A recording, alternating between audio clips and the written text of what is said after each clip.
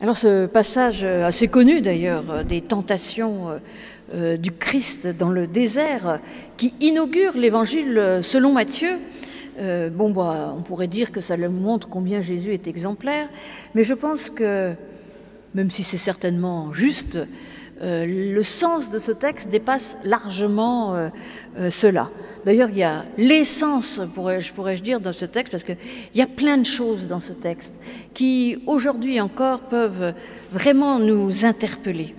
Alors, donc nous voyons Jésus qui est emmené par l'Esprit, j'y reviendrai quand même, c'est intéressant, que c'est l'Esprit qui l'emmène dans le désert pour être tenté par le diable. Ça, je vais y revenir un peu. Mais surtout, personnellement, j'ai toujours trouvé que ce texte était une sorte de pamphlet presque anti-religieux. On dit souvent que le christianisme, le judaïsme, l'islam sont des religions du livre. Ça voudrait dire que vraiment on est tellement attaché au livre qu'on idolâtre le livre. Eh bien, je ne le pense pas du tout. En tout cas, pour le christianisme, nous ne sommes pas une religion du livre. Même si, en tant que protestants, avec ce sola scriptura, nous sommes très attachés à la Bible. Mais nous ne sommes pas attachés, et on dit souvent, de manière raccourcie, que la Bible est la parole de Dieu, mais c'est faux. La parole de Dieu, c'est pas la Bible. La parole de Dieu, c'est le Christ qui s'est incarné. La parole de Dieu, c'est une personne vivante, et vivante encore aujourd'hui dans notre existence. Les Bibles, même lorsqu'elles sont jolies, lorsqu'elles sont anciennes, celle-ci est un témoignage, en effet, de l'histoire même, puisqu'elle a été offerte par des paroissiens de l'Étoile, de l'histoire de notre communauté. Mais, vous savez, en semaine, quand elle est toute seule et qu'elle prend la poussière et qu'il n'y a personne dans le temple, c'est un bouquin comme les autres. Il y a pas de... Nous, on n'adore pas un livre. Et c'est d'ailleurs pour ça qu'on ne fait pas d'élévation du livre, qu'on n'embrasse pas le livre et que, vraiment, ce qu'on adore, c'est Dieu et le Christ, et pas du tout le livre. Mais par contre, ce livre, sorte de boussole même plus, est quand même le lieu, je dis bien le lieu, presque le temps, parce que c'est cela aussi la Bible, où nous pouvons nous ressourcer, où nous pouvons méditer, où nous pouvons rencontrer Dieu, où vraiment nous sommes ramenés à l'essentiel. C'est un livre qui est là pour nous bousculer, pour nous faire réfléchir, nous faire avancer, nous faire comprendre que lorsque nous nous croyons arriver quelque part, ben non, d'un seul coup, il y a un verset, il y a un passage qui dit « Mais alors, j'avais pas bien compris parce que là, il est dit quelque chose d'un peu différent. » Et en effet, ça nous invite à nous continuellement nous remettre en question dans notre existence. Et ça, c'est quelque chose d'essentiel. La Bible n'est pas la parole de Dieu non plus parce qu'elle n'a pas été dictée par Dieu, pas du tout. D'ailleurs, ni par Jésus. Il y a juste un passage où on nous dit que Jésus écrit, vous savez, dans l'évangile de Jean, au chapitre 8, lorsque Jésus se penche avec l'histoire de cette femme adultère, et on nous dit qu'il écrit sur le sable, sur la terre, enfin sur le gravier, je ne sais pas, mais on ne sait pas ce qu'il a écrit. Et je dirais, tant mieux. Alors ça fait couler beaucoup d'encre, tant mieux si on ne sait pas ce qui a été écrit, parce que cela a un sens qui, à mon avis, est révolutionnaire par rapport aux autres religions, et même presque, quand je disais que c'était un pamphlet anti-religion, c'est qu'en fait, Dieu s'est risqué à se dévoiler à nous à travers des paroles humaines. Parce que la Bible, c'est ça, c'est des témoignages humains. C'est des témoignages de femmes, d'hommes qui ont cru, qui croyaient profondément et qui, cette fois, ils ont voulu la partager avec d'autres. Ils ont témoigné de certains événements. Il y a des prières. D'ailleurs, c'est cela qui est merveilleux dans la Bible. C'est la diversité. Il y a du récit, il y a des prières, il y a des passages où il y a de la loi, mais évidemment enchâssé dans un récit, ce qui donne une perspective à la loi complètement différente. Quand Dieu donne la loi, c'est pour libérer son peuple et non pas pour la servir, puisqu'il vient de le faire sortir de l'esclavage. C'est pas pour le faire replonger dans un autre esclavage. Donc il y a tout cela, il y a du chant, il y a des passages qui nous enchantent, d'autres qui sont un peu moins drôles.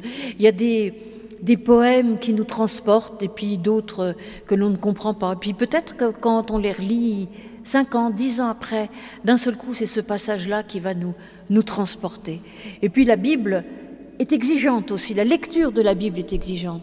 Il faut travailler, il faut essayer d'approfondir le texte. Et plus on le travaille, plus on l'approfondit seul, en groupe, eh bien, plus on trouve de quoi vivre, de quoi alimenter nos vies.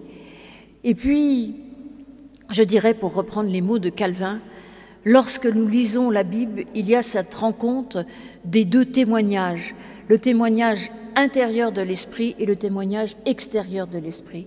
Et c'est là que l'esprit intervient. C'est pour ça que, et là l'esprit, vous voyez bien qu'il est très très présent dans ce passage. Il est là au début, c'est lui qui reconnaît en Jésus son Fils bien-aimé, en Jésus le Fils bien-aimé de Dieu. Et donc cet esprit est essentiel. Et comme le dit Paul, l'esprit fait vivre et la lettre tue. Et en effet, lorsque nous lisons de manière littérale, lorsque nous disons « ça c'est écrit » et donc on ne peut pas enlever quoi que ce soit, ni rajouter quoi que ce soit, c'est écrit, c'est comme ça, eh bien on se trompe complètement. C'est ça qui tue. C'est ce type de lecture fondamentaliste. Et d'ailleurs, je ne sais pas du tout comment font les personnes qui sont dans cette perspective-là, quelles que soient les religions. Vous savez, il y en a chez les chrétiens, il y en a chez les juifs, il y en a chez les musulmans. Et d'ailleurs, je pense, moi, que je suis beaucoup plus proche d'un juif ou d'un musulman qui lit qui a le même rapport au texte que moi, que d'un chrétien qui a un rapport figé au texte. Eh bien, l'esprit est là pour faire vivre le texte et non pas le figer. Et c'est d'ailleurs, je vous disais, je ne comprends pas très bien parce qu'il y a quand même quelques contradictions des fois dans les textes.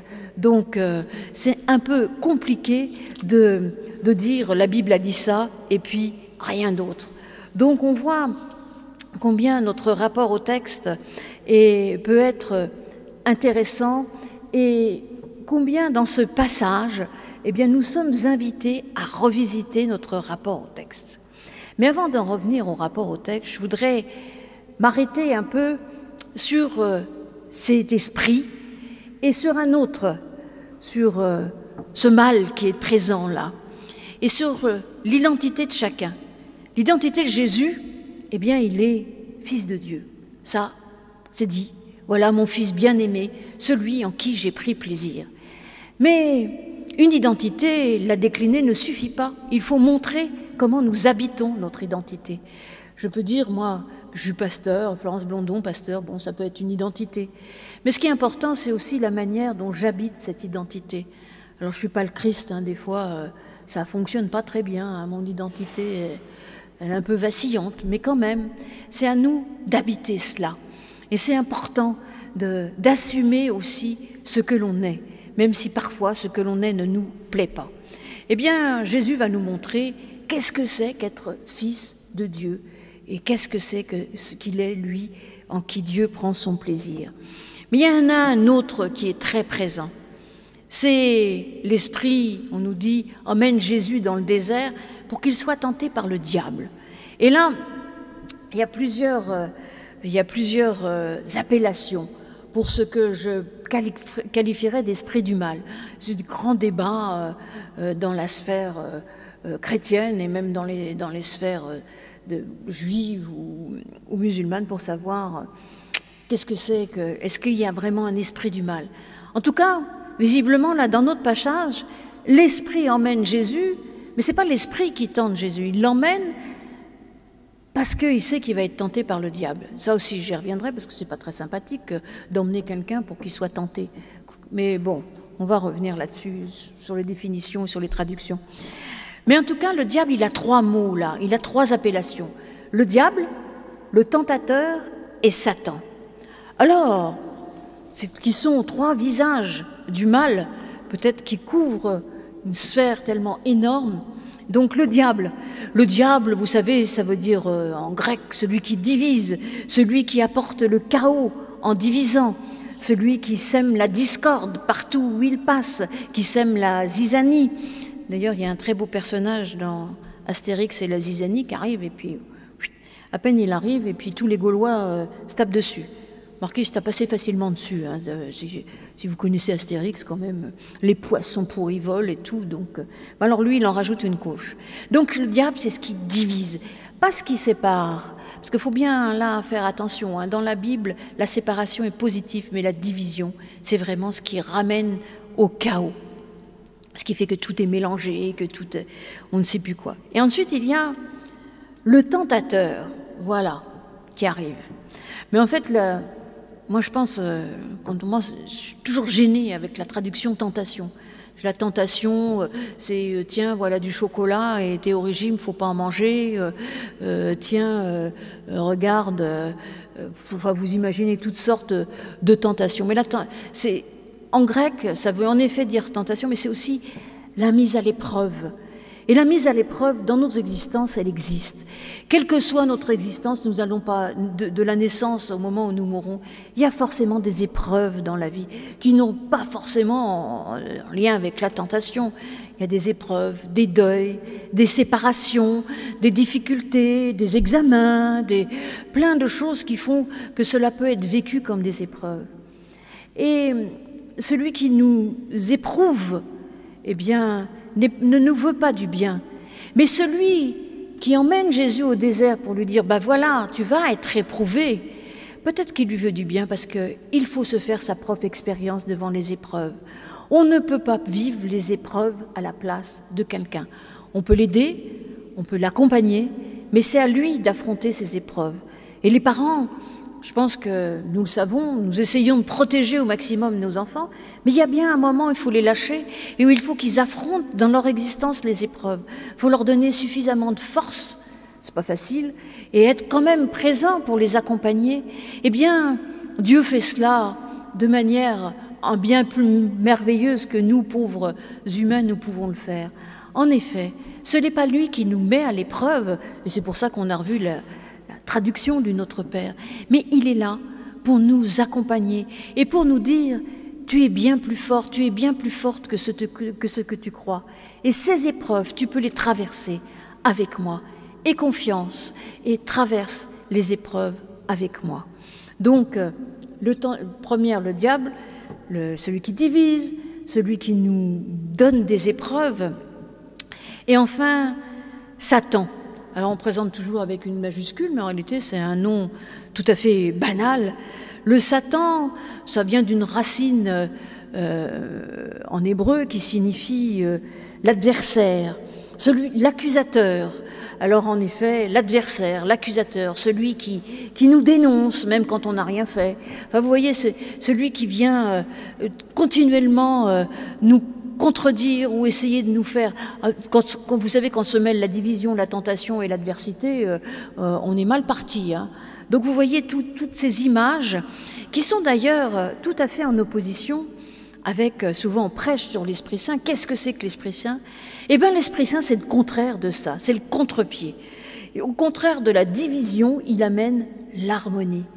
L'harmonie qui est proposée par le souffle de Dieu dès le début de la Genèse, lorsqu'il sépare, mais de manière positive, de manière douce, il ramène l'harmonie. Alors l'Esprit Saint, c'est l'Esprit de Dieu qui nous met en harmonie les uns avec les autres. Et puis, celui qui éprouve, celui qui nous éprouve, eh bien l'Esprit de Dieu, vous savez, dans l'évangile de Jean, à un moment donné, Jésus l'appelle le Paraclet.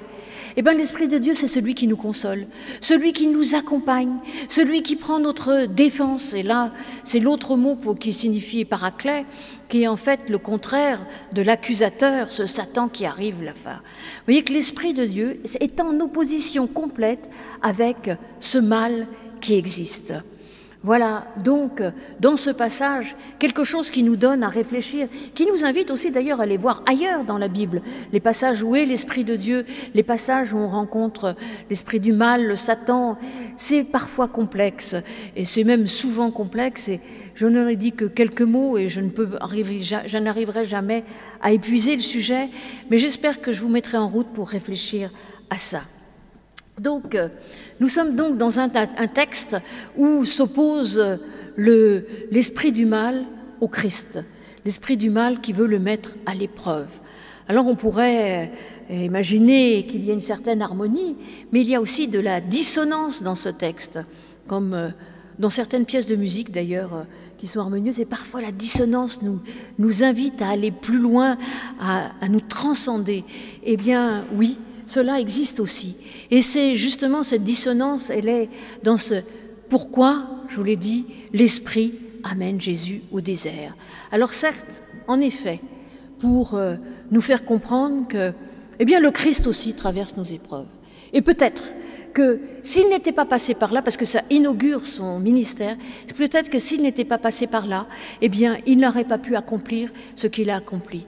Il est venu, il a traversé des épreuves, 40 jours et 40 nuits sans manger, et voilà que le diable lui propose, le diable, le tentateur, peu importe comment vous l'appelez, lui propose des choses incongrues, ineptes, qui vont quand même nous faire voir que l'identité du Fils de Dieu, eh bien, sa toute-puissance, même si elle existe, ne se joue pas eh bien, sur la en dominant ou en écrasant les autres, mais la toute-puissance se mesure dans l'amour qu'il a. Il est tout-puissant en amour et c'est ce qui va se jouer tout au long de son ministère. C'est pour ça que je vous ai lu ce passage où on est appelé à aimer Dieu et notre prochain. Eh bien, celui qui l'a incarné, cet amour de Dieu, c'est le Christ. Et il l'incarne dès le début. Oh, il aurait pu prendre du pain et tout, mais il n'en avait pas besoin pour lui. Ça n'aura rien changé. Il en avait besoin pour lui, mais pas pour les autres. Ça n'aurait rien changé au reste. Il fallait que lui soit capable d'affronter les épreuves que nous, les humains, nous affrontons. La faim, le désir de pouvoir, le désir de finalement se soumettre à ce qui brille, à ce qui nous... Voilà.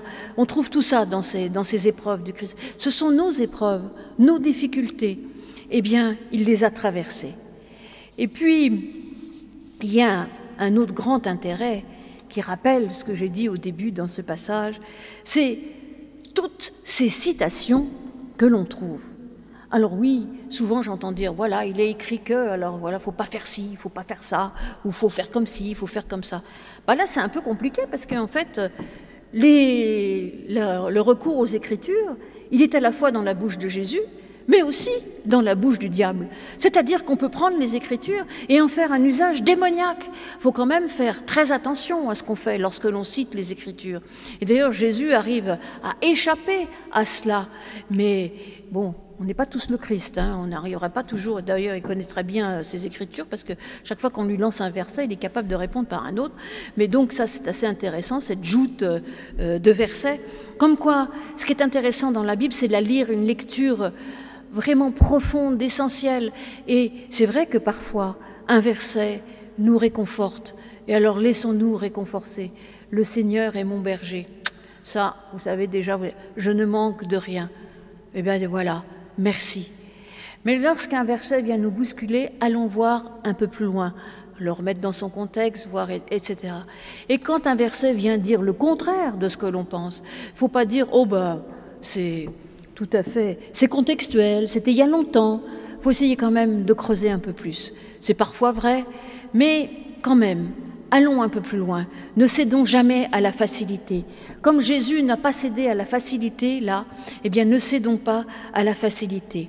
Ce recours aux Écritures peut être tout à fait positif, mais attention, il peut être aussi tout à fait démoniaque. On peut faire un usage démoniaque. Même moi, je pourrais faire un usage démoniaque. Alors surtout, ne vous fiez pas qu'à ma parole. Lisez la Bible.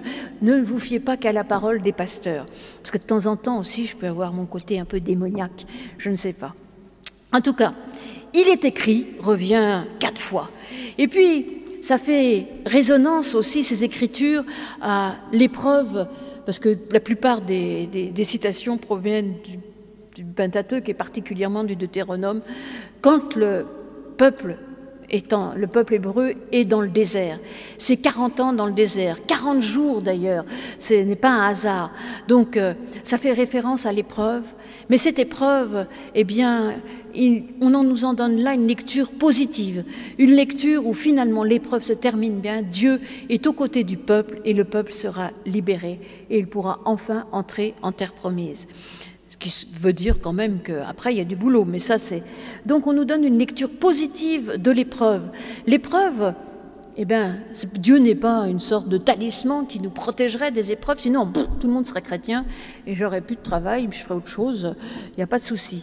Mais Dieu est là à nos côtés pour nous permettre d'affronter les épreuves, comme il est à côté du Christ au moment où il affronte les épreuves et où il manifeste sa toute-puissance dans l'amour qu'il a pour ses prochains.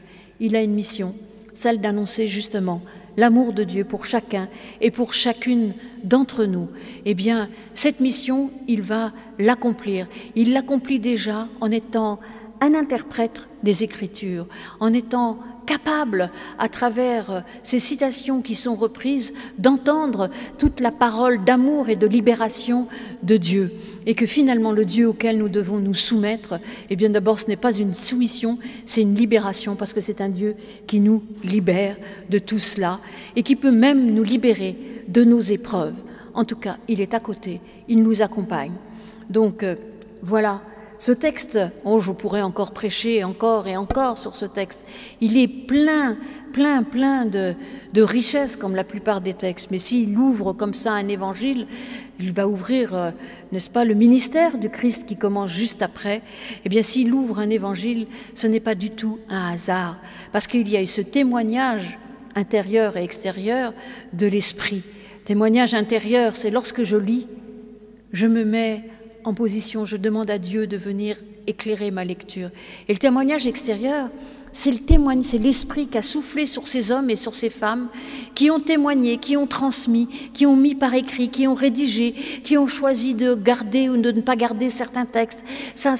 Et lorsque nous lisons la Bible pour que ça soit positif, il y faut avoir à la fois l'Esprit de Dieu en nous et reconnaître que ces Écritures sont habitées par l'Esprit de Dieu. Même si Dieu s'est risqué, je pourrais même dire qu'il s'est incarné dans ces Écritures humaines, parce que nous sommes une religion de l'incarnation dans le Christ, qui est la parole de Dieu, et en effet, l'incarnation de ces paroles que Dieu a transmises aux humains, et bien de ces témoignages qui nous sont aujourd'hui offerts. Et ça, ce Dieu qui se risque dans notre personne, dans nos personnes humaines, c'est quand même un Dieu extraordinaire, et c'est un Dieu qui nous responsabilise aussi, qui nous libère et qui nous responsabilise, qui nous dit « Depuis la nuit des temps, je me suis appuyé sur vous pour me dévoiler. » Eh bien, aujourd'hui encore, vous avez la responsabilité de transmettre mon message d'amour, d'harmonie et de consolation, de défense, tout cela en même temps. Donc, l'actualité n'a de cesse de nous rappeler dans des débats de société, que ce soit la bénédiction des couples de même sexe, la PMA, la GPA, toutes ces choses-là, qui sont très complexes et qu'il ne faudrait pas balayer d'un coup de main. D'ailleurs, à mon avis, ils ne sont pas tous du tout sur le même niveau. Mais faisons attention avant de dire « Ah, ça c'est écrit dans la Bible, donc on ne peut pas ». Non, ce qui est écrit dans la Bible, c'est le message d'amour. Et c'est cette lumière-là et de vie. Et l'Esprit fait vivre. Nous avons cette responsabilité de continuer à ce que la vie puisse croître sur notre planète, sur notre terre, et de croître de manière harmonieuse. Alors oui, vous êtes invités à lire, vous êtes invités à vous laisser interpeller, à transformer ces Écritures en paroles vivantes, à relever les défis qui nous sont lancés dans notre société. Alors saurons-nous recevoir le souffle qui permet de transporter cette parole de vie, de la transmettre par nos paroles, par nos gestes, et même parfois par nos silences, de redonner à la Bible toute sa dimension d'interpellation, toute sa dimension aussi d'accueil. Nous sommes invités à accueillir tout le monde tel qu'il est.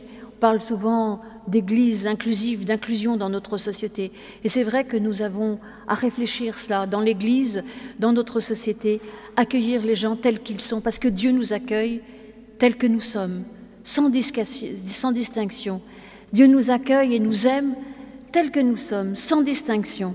Alors, vous êtes, nous sommes, je suis, dites-le vous aussi, je suis, invités à devenir non pas des interprètes crédules d'une parole, mais bien des interprètes crédibles d'une parole de vie et d'amour à transmettre. Amen.